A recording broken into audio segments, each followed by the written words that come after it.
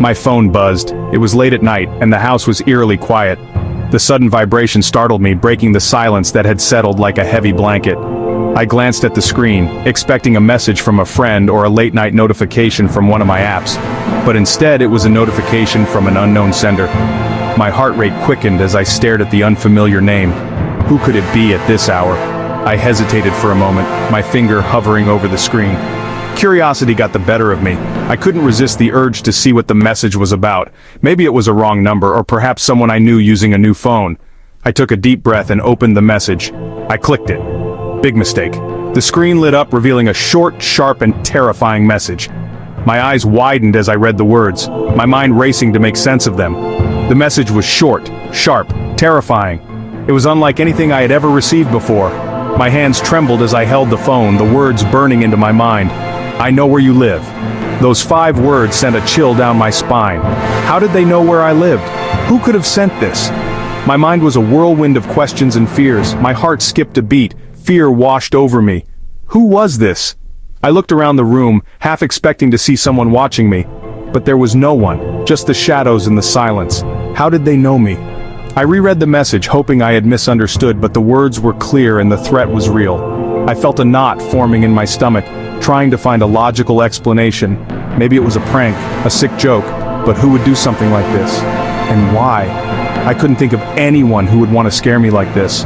Maybe it was a prank, a sick joke. I tried to laugh it off, but the fear lingered. Deep down, I knew it wasn't a joke. This felt different. This felt real.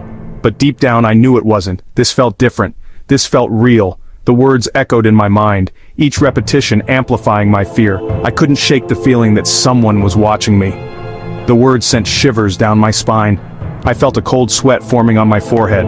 I was scared, truly scared. I didn't know what to do or who to turn to. I was scared, truly scared.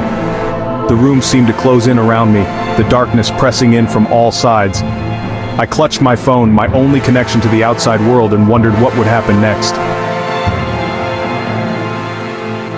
The dark web, a term that evokes mystery, fear, and intrigue. It's a hidden part of the internet, shrouded in secrecy and anonymity. Unlike the surface web that we use every day, the dark web is a place where anonymity reigns supreme. It's a place where people can hide their identities and engage in activities that are often illegal or morally questionable. I had only heard whispers of its existence. Stories of hackers, illegal marketplaces, and secret forums where anything and everything could be bought and sold. It was a place that seemed distant and unreal, like something out of a movie, but now it seemed it had reached out to me. It all started innocently enough. I was working on a writing project, researching various topics online. My curiosity led me down a digital rabbit hole, and before I knew it, I had stumbled upon a forum on the dark web. It was a place where people shared their deepest, darkest secrets. I lurked, fascinated and horrified by what I was reading. The things people were willing to share, the confessions of crimes, the detailed plans for illegal activities. It was like peering into the darkest corners of the human psyche, but as I read more, I began to feel a growing sense of unease. Little did I know, someone was lurking back, watching my every move, learning my every secret. It started with subtle hints, messages that seemed to know too much about me. At first I brushed it off as coincidence, but the messages became more specific, more personal. It was clear that someone was targeting me. I tried to ignore it, to convince myself that it was just my imagination. But the feeling of being watched, of being hunted, was impossible to shake. I became paranoid, constantly looking over my shoulder, checking my computer for signs of intrusion. It was like living in a nightmare. My writing project, which had started as a simple curiosity, had now become a source of fear and anxiety. I couldn't focus, couldn't think about anything else. The dark web had a grip on me, and I didn't know how to break free. I reached out to friends, to experts, anyone who might be able to help. But the more I learned, the more I realized how deep I was in. The dark web is not just a place, it's a network of people, of connections, and once you're in, it's hard to get out. I stumbled upon a forum, people sharing their deepest, darkest secrets. I lurked, fascinated and horrified. Little did I know, someone was lurking back, watching my every move, learning my every secret. I had become prey in their twisted game. The realization hit me like a ton of bricks. I was not just a passive observer, I was a participant in a dangerous game. The dark web had ensnared me and I was caught in its grip. The fear was overwhelming, but I knew I had to find a way out. I began to take steps to protect myself. I changed my passwords, installed security software, and tried to erase any trace of my presence on the dark web. But the feeling of being watched, of being hunted, never went away. It was a constant shadow, a reminder of the danger that lurked just beneath the surface of the internet. The dark web had shown me a side of humanity that I never wanted to see. It had taken me to the edge of my sanity, and I knew that I could never go back to the way things were. The dark web's grip was strong, but I was determined to break free. I had to find a way to escape its clutches and reclaim my life.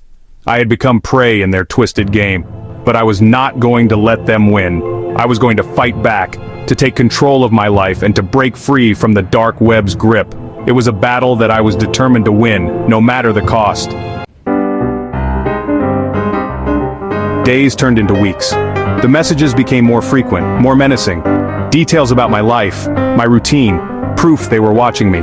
Fear became my constant companion. I felt eyes on me everywhere I went. Paranoia set in. I started questioning everyone, friends, family, even strangers. My once vibrant life had become a prison of my own fear. I was trapped, hunted by an invisible enemy.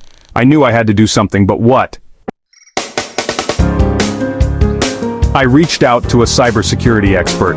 It was a decision born out of sheer desperation. The constant barrage of threatening messages and the unnerving feeling of being watched had pushed me to the edge.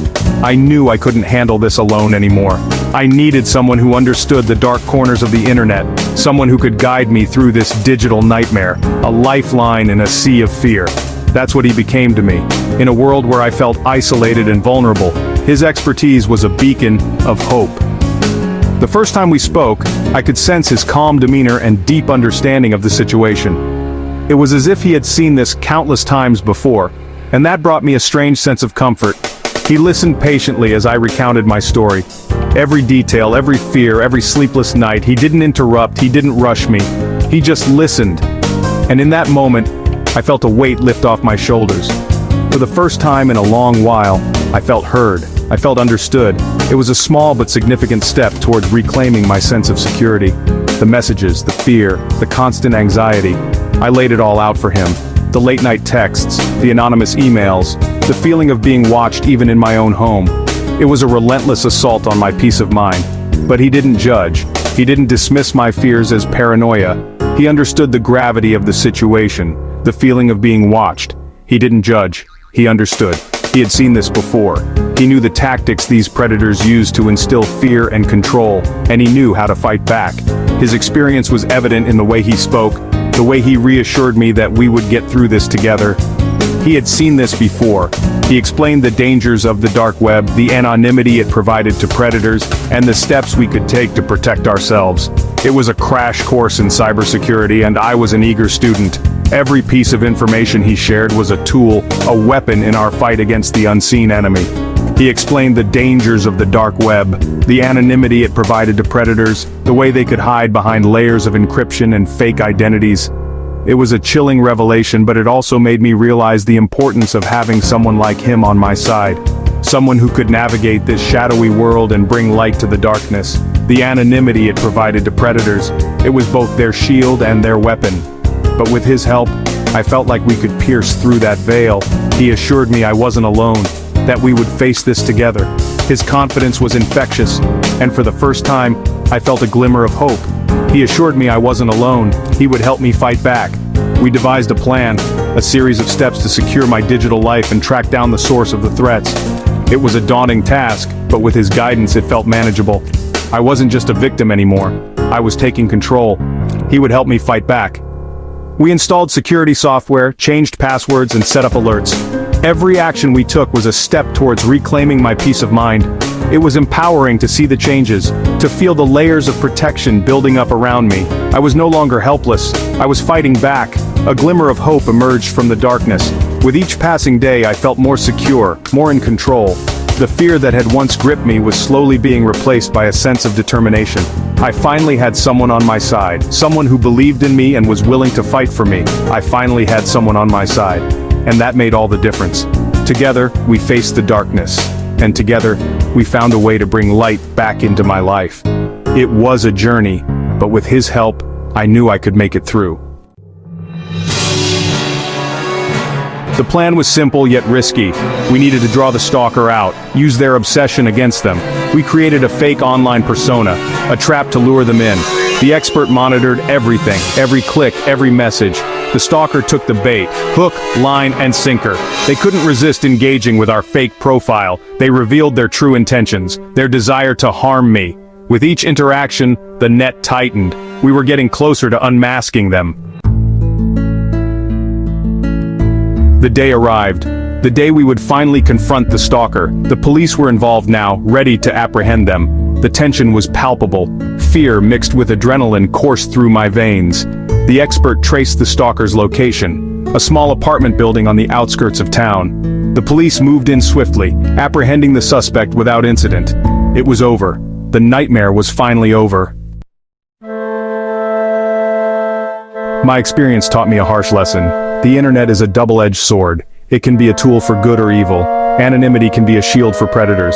My curiosity had come at a price I never wanted to pay. I learned the importance of online safety, the need to protect your digital footprint, to be careful about what you share and with whom. The internet never forgets, and neither would I. My story is a cautionary tale, a reminder that anyone can become a victim. Cyberstalking is real. It's happening every day. We need to be vigilant, protect ourselves and each other. If you're being harassed online, don't suffer in silence. Report it, seek help. There are resources available to support you. You are not alone. The digital world can be dangerous, but it doesn't have to be. By taking precautions, we can protect ourselves and our loved ones. Let's create a safer online environment for everyone. Remember, your safety is paramount. Be mindful of your online presence, and never underestimate the importance of vigilance. Together, we can make the internet a safer place for all.